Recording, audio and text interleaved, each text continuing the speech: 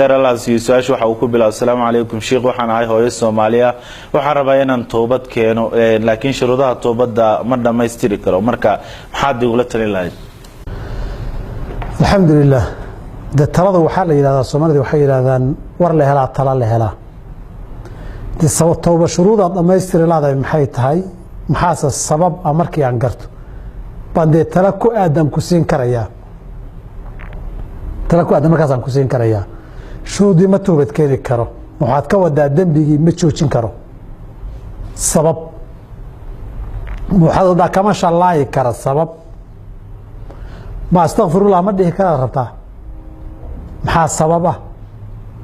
ما حقوق بني آدم هذا يهيد ما جودن كره ربطه محا سببه marka su'aashani muddo sababkeeda ima muuqdo laakiin abdu qaadir daas ka saadaaliyo shardiga afraad xuquuqda bini aadamka baa laga yaabaa inay u badan tahay hal tusaalaan keeno marka qof buu xantay qofkani waan ku xantay iyo cafina uu ka cabsanayaa qof buu xoolo si hoos uga qaaday shaqaaluha maalan inuu yiraahdo xoolahan aan qaatay oo tuuga ku qaato oo soo celiyo uu ka cabsanaya qofku mas'uul buu noqon karaa madax buu noqon karaa ceeb iyo dacaayad baa ka soo gaari karta qofka xamatay u sheegto haduu ku yiraahdo maxaad tiri saasaan ku yiri dagaal baa ka dhalan kara inuu taasoo kale in looga jeedo waan saadaalin karaa su'aasha waxay yiraahdaan culimadu xaqi gudashadiisa iyo celintiisa waa laba nooc hadduu xaq dhiig iyo maal yahay waa inaad gudatood celiso hadduu xaqan xanta iyo waxyaabaha la midka yahay darar iyo mafsado iyo dhib ka weyn inay ka dhalatana laga baqayo balaayo ka weyn ka dhalato markaasoo kale qofka intaad wax ka sheegtay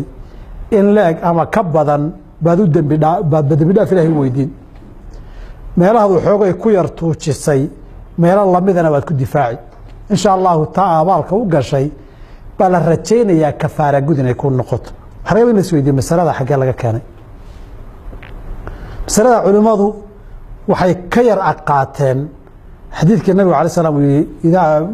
ila qofkii macruuf wanaag idin sameeya fakaafi wa bal gud isagoo kala siiya hadaydan helin fadcu lahu duceey hadaydan wadin hadaba qof abaal ku galo guditaan kugu lahaa hadda awoodi weeyay guditaanka abaalkii duca u gali ba waxay leeyahay qofkan xaq buu kugu lahaa adna abaal u gal xaqiya abaalkii inay isla yar dhicaatira markaa sharciuna ku amri maayo wax bala ka weyn ka dhalanaysa xambaad ka hadlaysa haduu dhiig daadanayo irtikaab khafid daray wixii mafsado ka weyn gaarsiinayana lagu fari maayo xaqina hadur noqon maayo badil ina keento waay hadii wax asaas oo kale tahay waa sida hal qadiyado kale aan ku daro hal arrin waxa jirta ay moodaan dadku xaq bini aadam in la sheego ay tahay laakiin xaq bini aadam aan ahayn oo tooba rabbi loo toobad keenaya qofku ama daris bay ahaayeen ama qaraabay ahaayeen ama saaxiib bay ahaayeen reer iyo waxbuu daba maray طبعا ku xadgudub xaqiisi ku xadgudbay way laakiin kaasoo kala ma aha lagu leeyahay u tago xaqaasan ka galay iga cafide kaasoo kala ma ninkii maanta intuu yiraahday hebel xaaska waan ku daamarey cafi ha dhacay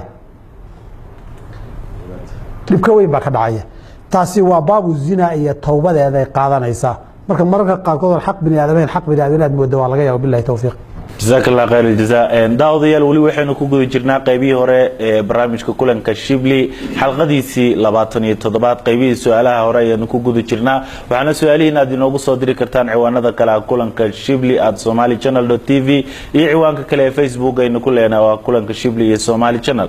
sheekh daawadaha kale su'aashan soo weydiiyay waxa uu ku